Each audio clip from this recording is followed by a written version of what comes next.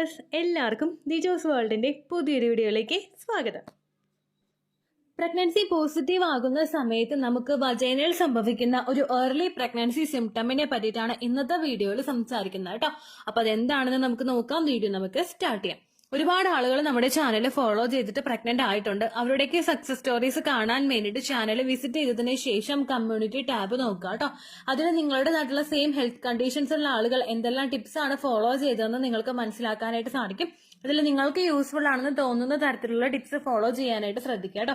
അതുപോലെ നമ്മുടെ ചാനലിൽ കമന്റ് ചെയ്തിട്ട് 24 അവേഴ്സിനകത്ത് നിങ്ങൾക്ക് റിപ്ലൈ കിട്ടിയിട്ടില്ലെങ്കിൽ എല്ലാ ദിവസവും മൺഡേ ടു ഫ്രൈഡേ നമുക്ക് ലൈവ് ഉണ്ട് ചാനലിൽ. ഡയറക്റ്റ് നിങ്ങൾക്ക് ഇന്ററാക്ട് ചെയ്യാവുന്നതാണ്. ഞാനുമായിട്ട് എന്തെങ്കിലും ഡൗട്ട്സ് ഉണ്ടെങ്കിൽ നിങ്ങൾക്ക് ലൈവിലും ചോദിക്കാവുന്നതാണ് കേട്ടോ.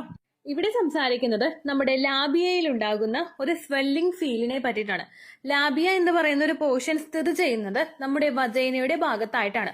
വജൈനയ്ക്ക് ആ ഒരു എൻട്രൻസിന് ചുറ്റുമായിട്ട് ഒരു ലിപ്സ് പോലെ കാണപ്പെടുന്ന രണ്ട് ഭാഗങ്ങളുണ്ടല്ലോ, ലിപ്സ് പോലെ ഉണ്ടാവുന്നത്, അതിനെയാണ് ലാബിയ എന്ന് വിശേഷിപ്പിക്കുന്നത് കേട്ടോ. ആ ഒരു ഭാഗത്തിന്റെ പേരാണത്.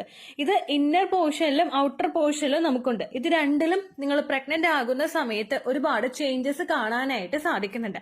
പ്രഗ്നൻസി പോസിറ്റീവ് ആകുന്ന സമയത്ത് മെജോറിറ്റി ചേഞ്ചസും വിസിബിൾ ആകുന്ന ഒരു മേജർ പാർട്ട് തന്നെയാണ് നമ്മുടെ വജൈന എന്ന് പറയുന്നത്. ലാബിയയിൽ ഉണ്ടാകുന്ന വ്യത്യാസം മാത്രമല്ലാതെ നമ്മുടെ ആ ഒരു വജൈനയുടെ ഒരു ഇന്നർ പോർഷനിലെ ഭാഗത്തായിട്ട് നിങ്ങൾക്ക് കളർ ചേഞ്ചും ആ ഒരു വിസിബിൾ ആകാനായിട്ട് ഏർലി സ്റ്റേജിൽ തന്നെ സാധിക്കും കേട്ടോ. ചിലവർക്ക് അതൊരു ലൈറ്റ് പിങ്ക് ഷെയ്ഡിൽ നിന്നും ഒരു പർപ്പിളിന്റെ ഡാർക്ക് ഷെയ്ഡിലോട്ട് ചേഞ്ച് ആവാറുണ്ട്. ചിലർക്ക് വജൈനൽ ഡിസ്ചാർജും കൂടുതലായിട്ട് ഉണ്ടാവാറുണ്ട് കേട്ടോ. പ്രഗ്നൻസി ആകുമ്പോൾ ഇനി ലാബിയയിൽ എന്തെല്ലാം ബുദ്ധിമുട്ടുകളാണ് ഉണ്ടാവുന്നതെന്ന് നമുക്ക് നോക്കാം. ഏറ്റവും ആദ്യത്തേതാണ് ഒരു സ്വെല്ലിംഗ്, അതായത് ഒരു വേദന നമുക്ക് ആ ഒരു പോർഷനിൽ കൂടുതലായിട്ട് വരിക. രണ്ടാമതായിട്ട് ഉണ്ടാകുന്ന ഒരു ബുദ്ധിമുട്ടാണ് ഒരു പഫ്നെസ്, ഒരു എന്താ പറയാ, ഒന്ന് വീർത്തിരിക്കുന്നത് പോലെ നമുക്ക് അതിൽ വിസിബിൾ ആവുക. മൂന്നാമത്തെ ഒരു വ്യത്യാസമാണ് ഇതിന്റെ കളർ ഭയങ്കര ഡാർക്കർ ഷെയ്ഡിലോട്ട് പോവുക എന്ന് പറയുന്നത്. നമ്മൾ പ്രഗ്നൻസി പോസിറ്റീവ് ആകുന്ന സമയത്ത് ഈ ഒരു എൻട്രൻസിന്റെ ഭാഗത്ത് വെച്ചിട്ട് വജൈനയിൽ നല്ലതുപോലെ ക്ലോസ്ഡ് ആവാറുണ്ട്. അതുപോലെ തന്നെ ഒരുപാട് ബാക്ടീരിയാസ് ഒന്നും അകത്ത് പ്രവേശിക്കാതിരിക്കാൻ വേണ്ടിയിട്ട് അവരുടെ ആ ഭാഗത്തെ ക്ലീനിങ് സിസ്റ്റം എല്ലാം ഭയങ്കര പ്രോംപ്റ്റ് ആയിട്ട് തന്നെ നടക്കാറുണ്ട്. ഇതിന്റെ ഭാഗമായിട്ടാണ് നിങ്ങൾക്ക് ഇതുപോലെ വജൈനയിൽ സ്വെല്ലിങ്ങും പഫ്നെസ്സും ഒക്കെ ഫീൽ ചെയ്യുന്നത്. ഇപ്പൊ നിങ്ങൾ പ്രഗ്നന്റ് അല്ലെങ്കിൽ നോക്കുക, നിങ്ങളുടെ ഒരു വജൈനൽ പോർഷൻ ഒരുപാട്, ലാബിയ പോർഷൻ ഒരുപാട് ഒരു മീഡിയം സൈസ് തിന്നായിരിക്കും. പക്ഷെ പ്രഗ്നൻസി പോസിറ്റീവ് ആയി കഴിഞ്ഞാൽ അതിന്റെ ഒരു വലിപ്പം കൂടുതലായിട്ട് വെക്കാനായിട്ട് ചാൻസ് ഉണ്ട്. അതുപോലെ നിങ്ങൾ യൂറിനേറ്റ് ചെയ്യുന്ന സമയത്ത്, നിങ്ങൾ യൂറിൻ പാസ് ചെയ്ത് കഴിഞ്ഞിട്ടോ അല്ലെങ്കിൽ അല്ലാത്ത സമയത്തോ വജൈന ക്ലീൻ ചെയ്യുന്ന സമയത്തൊക്കെ ഈ ഒരു പഫ്നെസിന്റെ ബുദ്ധിമുട്ട് നിങ്ങൾക്ക് തിരിച്ചറിയാം. അതുപോലെ ഈ ഒരു വേദനയും നിങ്ങൾക്ക് ഉണ്ടാവാനായിട്ട് ചാൻസ് ഉണ്ട് കേട്ടോ. ഇനി എന്തെല്ലാം കാര്യങ്ങൾ കൊണ്ടാണ് ഇതുപോലെ വേദന ഉണ്ടാവുന്നതെന്ന് നോക്കാം. ഏറ്റവും ആദ്യത്തെ റീസൺ എന്ന് പറയുന്നത് ബ്ലഡ് ഫ്ലോ കൂടുന്നതാണ്. പ്രഗ്നന്റ് ആകുന്ന സമയത്ത് എല്ലാ ശരീര അവയവങ്ങളിലോട്ടുമുള്ള ബ്ലഡ് ഫ്ലോ കൂടും. പ്രത്യേകിച്ച് പ്രത്യുൽപാദന അവയവങ്ങളിലോട്ടുള്ള ഫ്ലോ നേരത്തെ അപേക്ഷിച്ച് ഒന്നും കൂടി കൂടാനായിട്ട് ചാൻസ് ഉണ്ട് കേട്ടോ. ഇത് പെൽവിക്കിലോട്ടുള്ള ബ്ലഡ് സർക്കുലേഷൻ കൂടുമ്പോഴേക്കും വജൈനയിൽ ബ്ലഡ് ഫ്ലോ കൂടുന്നത് കൊണ്ട് വജൈനയുടെ ആ ലാബിയ പോർഷനും അതുപോലെ എൻ്റെ ആ ഒരു ഭാഗം മൊത്തം നമുക്ക് വേദന, ഒരു അസ്വസ്ഥത ഉണ്ടാവാനായിട്ട് ചാൻസ് ഉണ്ട് കേട്ടോ. രണ്ടാമതായിട്ട് സംഭവിക്കുന്നത് നമ്മുടെ ഹൈജീൻ ഇഷ്യൂസിൽ ഒന്ന് പുറകോട്ട് പോകുമ്പോഴാണ്. നമ്മളിപ്പോ ഇന്റിമേറ്റ് ഹൈജീൻ നന്നായിട്ട് മെയിൻറ്റെയിൻ ചെയ്തിട്ടില്ലെങ്കിൽ ചെറുതായിട്ടുള്ള ഒരു ഇൻഫെക്ഷൻ ആ ഒരു ഭാഗത്ത് ഉണ്ടാവാനായിട്ട് ചാൻസ് ഉണ്ട്. ചൊറിച്ചിൽ പോലുള്ള കാര്യങ്ങൾ ഉണ്ടായിക്കഴിഞ്ഞ് നമ്മളിപ്പോ ചൊറിഞ്ഞോണ്ടിരിക്കുകയാണെങ്കിൽ അല്ലെങ്കിൽ അസ്വസ്ഥത നമുക്ക് ഉണ്ടാവുന്നുണ്ടെങ്കിൽ അതിന്റെ ഭാഗമായിട്ടും പഫ്നെസ് നിങ്ങൾക്ക് കൂടുതലായിട്ട് ഉണ്ടാവാനായിട്ട് ചാൻസ് ഉണ്ട് കേട്ടോ. അടുത്ത റീസൺ ആണ് പ്രഗ്നൻസിയിൽ ഉണ്ടാകുന്ന ഹോർമോണൽ ചേഞ്ചസ്. പ്രഗ്നൻസി ഹോർമോൺസിന്റെ ആ ഒരു ഹൈക്ക് ശരീരത്തിൽ ഉണ്ടാകുമ്പോഴേക്കും മറ്റ് പലതരത്തിലുള്ള മാറ്റങ്ങൾ ബോഡിയിൽ സംഭവിക്കുന്നത് പോലെ തന്നെ നിങ്ങൾക്ക് ഇൻഫെക്ഷൻസ് ഉണ്ടാകാനായിട്ടുള്ള ചാൻസസും കൂടുന്നുണ്ട്. പ്രഗ്നൻസി പോസിറ്റീവ് ആയിക്കൊണ്ടിരിക്കുന്ന ആ ഒരു സമയത്ത് നമ്മുടെ ബോഡി നന്നായിട്ട് വീക്കായിരിക്കും. അതുകൊണ്ട് തന്നെ പെട്ടെന്ന് അസുഖങ്ങൾ നമുക്ക് ഉണ്ടാവാനായിട്ടും ചാൻസസ് കൂടുതലാണ്. അപ്പോൾ ഇത് കൂടിക്കൂടി വരുമ്പോഴേക്കും ഈ ഒരു ഹോർമോൺ ഷിഫ്റ്റ് ഉണ്ടാകുമ്പോഴേക്കും ബാക്ടീരിയൽ ഇൻഫെക്ഷൻ കൂടുതലായിട്ട് സംഭവിക്കും. അതിന്റെ ഭാഗമായി ഇതുപോലെ ഫംഗൽ ഇൻഫെക്ഷൻ ഒക്കെ നമുക്ക് വരുന്നത് കൊണ്ടും ഇതുപോലെ ഉണ്ടാവാനായിട്ട് ചാൻസ് ഉണ്ട് കേട്ടോ. നാലാമത്തെ റീസൺ ആണ് നമ്മൾ കഴിക്കുന്ന ഫുഡിൽ നിന്നുണ്ടാകുന്ന മാറ്റം. നമ്മളിപ്പോൾ ജങ്ക് ഫുഡ് ഒക്കെ കൂടുതലായിട്ട് കഴിക്കുന്നവരാണെങ്കിൽ പല ഫുഡ് ഐറ്റംസ് നമുക്ക് പല രീതിക്കായിരിക്കും ബോഡിയിൽ അഫക്ട് ചെയ്യുന്നത്. ഇപ്പോൾ കണ്ടിന്യൂസ് ആയിട്ട് നിങ്ങൾ ജങ്ക് ഫുഡ്സ് ഉപയോഗിക്കുന്നുണ്ടെങ്കിൽ അതിന്റെ ഭാഗമായിട്ടും ഇതുപോലെ നിങ്ങൾക്കൊരു പഫ്നെസ്സോ അല്ലെങ്കിൽ വേദനയോ ഉണ്ടാവാനായിട്ട് ചാൻസ് ഉണ്ട് കേട്ടോ. അടുത്തൊരു റീസൺ ആണ് ഈസ്റ്റ് ഇൻഫെക്ഷൻ എന്ന് പറയുന്നത്. പ്രഗ്നന്റ് ആകുന്ന സമയത്ത് പലർക്കും ഉണ്ടാകുന്ന ഒരു ഇൻഫെക്ഷൻ ആണ് ഈസ്റ്റ് ഇൻഫെക്ഷൻ എന്ന് പറയുന്നത്. തുടക്കത്തിൽ പറഞ്ഞതുപോലെ തന്നെ ആ ഒരു ഹോർമോൺ ഷിഫ്റ്റ് കൊണ്ടും നമ്മുടെ ബോഡി ഒന്ന് ഇമ്മ്യൂണിറ്റി വീക്ക് ആവുന്നത് കൊണ്ടും പ്രത്യേകിച്ച് ഇത്തരത്തിലുള്ള ഇൻഫെക്ഷൻസ് നമുക്ക് ഉണ്ടാകാനായിട്ട് ചാൻസ് ഉണ്ട്. ഈസ്റ്റ് ഇൻഫെക്ഷൻ ഉണ്ടാകുന്ന സമയത്ത് കട്ടിയായിട്ടുള്ള ഡിസ്ചാർജും ചൊറിച്ചിലും അസ്വസ്ഥതയും ഒക്കെ നമുക്ക് ഈ ഒരു സമയത്ത് ഉണ്ടാകാം. ഈ ചൊറിച്ചിൽ കണ്ടിന്യൂസ് ആയിട്ട് വന്നു കഴിഞ്ഞ് കഴിഞ്ഞാൽ നമുക്ക് ഇതുപോലൊരു പഫ്നെസ് ആ ഒരു ഭാഗത്ത് ഫീൽ ചെയ്യാം. അതുപോലെ യൂറിനേറ്റ് ചെയ്യുന്ന സമയത്തൊക്കെ ഒരു വേദന ആ ഒരു ഭാഗത്ത് നമുക്ക് ഫീൽ ചെയ്യാനായിട്ട് ചാൻസ് ഉണ്ട് കേട്ടോ. ഇത്രയും റീസൺസ് കൊണ്ടാണ് പ്രധാനമായിട്ടും ആ ഒരു ഭാഗത്ത് വേദന വരുന്നത്. ഈ ലാബിയ പോർഷൻ നിങ്ങൾക്ക് മനസ്സിലായിട്ടില്ലെങ്കിൽ ഞാൻ എവിടെന്നെങ്കിലും ഒരു ക്ലിപ്പ് എടുത്ത് അറ്റാച്ച് ചെയ്ത് കൊടുത്തേക്കാം കേട്ടോ. അത് നിങ്ങൾ നോക്കുക. കാരണം ചിലപ്പോൾ വീഡിയോയിൽ സപ്പോർട്ട് ചെയ്യുമെന്ന് അറിയില്ല, കാരണം അത് നമ്മുടെ പ്രൈവറ്റ് പാർട്ടാണല്ലോ. എന്നാലും നിങ്ങളൊന്ന് മനസ്സിലാക്കുക, ഈ ലാബിയ പോർഷൻ എന്ന് പറയുന്നത് നമ്മുടെ ആ ഒരു പ്രൈവറ്റ് പാർട്ടിനകത്ത് വജൈനയ്ക്ക് മുൻപായിട്ട് നമുക്ക് ആ ഒരു മുകളിൽ സ്ഥിതി ചെയ്യുന്ന 2 ലിപ്സ് പോലുള്ള ഭാഗമാണ് ഉദ്ദേശിച്ചത് കേട്ടോ. ഇതിൽ പലർക്കും വേദനയും അസ്വസ്ഥതയും ഒക്കെ തുടക്കത്തിൽ തന്നെ കണ്ടുവരാറുണ്ട്. ഇതുണ്ടാകുന്ന സമയത്ത് നമ്മൾ പ്രത്യേകിച്ച് കുറച്ച് കാര്യങ്ങളൊന്ന് ശ്രദ്ധിക്കണം. ഏറ്റവും ആദ്യത്തേത്, നന്നായിട്ട് വെള്ളം കുടിക്കാനായിട്ട് നോക്കുക. ഇത് രക്തയോട്ടം നന്നായിട്ട് വർദ്ധിപ്പിക്കുന്നതിനും വേദനയും ഡിസ്കംഫർട്ടും ഉണ്ടാകുന്നത് പ്രിവെന്റ് ചെയ്യുന്നതിനും ഒരു പരിധി വരെ നിങ്ങളെ സഹായിക്കുന്നുണ്ട് കേട്ടോ.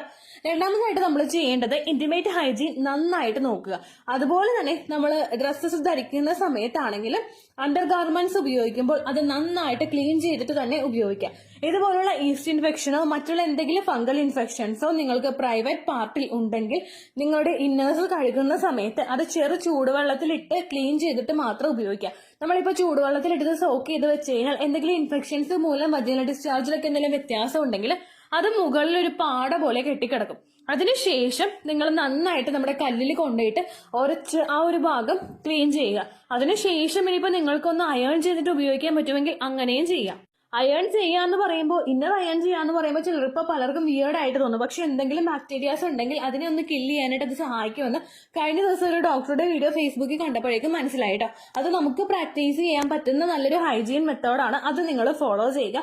അതുപോലെ തന്നെ എന്തെങ്കിലും ഇന്റിമേറ്റ് ഹൈജീൻ ഇഷ്യൂസ് നിങ്ങൾക്ക് ഉണ്ടെങ്കിൽ, ചൊറിച്ചിലോ ഈസ്റ്റ് ഇൻഫെക്ഷനോ അങ്ങനെ എന്തെങ്കിലുമൊക്കെ റെക്കറന്റ് ആയിട്ട് നിങ്ങൾക്ക് വരുന്നുണ്ടെങ്കിൽ ഡോക്ടറെ കാണുന്നത് നല്ലതാണ്. അതല്ലാത്ത സമയത്ത് നമ്മൾ ഇന്റിമേറ്റ് ഹൈജീൻ പ്രൊഡക്ട്സ് ഒന്നും ഉപയോഗിക്കേണ്ട ആവശ്യമില്ല. വി വാഷ് പോലുള്ള പ്രൊഡക്ട്സ് ഒന്നും നമുക്ക് നെസസറി ആയിട്ട് വേണ്ടതല്ല. അതല്ലാത്ത സമയത്ത് ഇതുപോലുള്ള ഹൈജീൻ ഇഷ്യൂസ് കൊണ്ട് എന്തെങ്കിലും ബുദ്ധിമുട്ടുകൾ നിങ്ങൾക്ക് ഉണ്ടാവുകയാണെങ്കിൽ ഇന്റിമേറ്റ് ഹൈജീൻ പ്രൊഡക്ട്സ് പോലുള്ള വി വാഷ് ഒക്കെ നിങ്ങൾക്ക് ഉപയോഗിക്കുന്നത് കൊണ്ടൊന്നും പ്രശ്നമില്ല കേട്ടോ. അതുപോലെ ഡോക്ടറെ കണ്ടിട്ട് മെഡിക്കേഷൻസ് എടുക്കുന്നതും നല്ലതാണ്. പ്രഗ്നന്റ് ആകുന്ന സമയത്ത് കണ്ടിന്യൂസ് ആയിട്ട് നമുക്ക് ഇൻഫെക്ഷൻസ് ഉണ്ടാകുന്നത് ശരീരത്തിന് നല്ലതല്ല. ആ കാര്യം നിങ്ങൾ പ്രത്യേകം മനസ്സിലാക്കണം കേട്ടോ. അതുപോലെ കോട്ടന്റെ അണ്ടർ ഗാർമെന്റ്സ് നിങ്ങൾ യൂസ് ചെയ്യാനായിട്ട് നോക്കുക. അത് ബ്രീത്തബിൾ ആയിട്ടുള്ള ഒരുപാട് ടൈറ്റിൽ അല്ലാത്ത അണ്ടർ ഗാർമെന്റ്സ് നിങ്ങൾ യൂസ് ചെയ്യുക.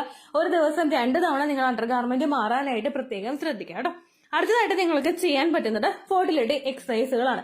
ഇത് പെൽവിക്കിന്റെ ഭാഗത്തോട്ട് രക്തയോട്ടം കൂട്ടാനായിട്ട് സാധിക്കുന്നത് വഴി നമ്മുടെ ഒരു പ്രഗ്നൻസി ടൈമിൽ നമുക്ക് ഉണ്ടാവുന്ന ഈ ഒരു ഡിസ്കംഫർട്ട് കുറയ്ക്കുന്നതിന് വേണ്ടിയിട്ട് അത് ഹെൽപ്പ് ചെയ്യുന്നു. ഈ ബ്ലഡ് സർക്കുലേഷൻ നന്നായിട്ട് നടക്കുമ്പോഴേക്കും ആ ഒരു ചേഞ്ചസുമായിട്ട് നമ്മുടെ ബോഡി ഒരുപാട് നേരത്തെ തന്നെ അഡാപ്റ്റ് ആകാനായിട്ട് തുടങ്ങുന്നു.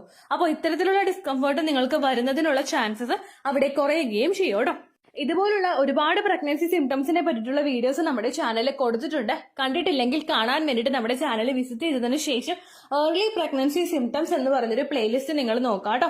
അതിൽ പറയുന്ന പ്രഗ്നൻസി ലക്ഷണങ്ങളും ഞാൻ ഈ പറഞ്ഞ പ്രഗ്നൻസി ലക്ഷണവും ഒന്നും നിങ്ങൾക്കില്ലെങ്കിലും നിങ്ങൾ ടെൻഷൻ ആവേണ്ട ആവശ്യമില്ല. എക്സ്പെക്ടഡ് പീരിയഡ് ഡേറ്റിലെ ബ്ലീഡിംഗ് വരുന്നുണ്ടോ എന്ന് നോക്കുക.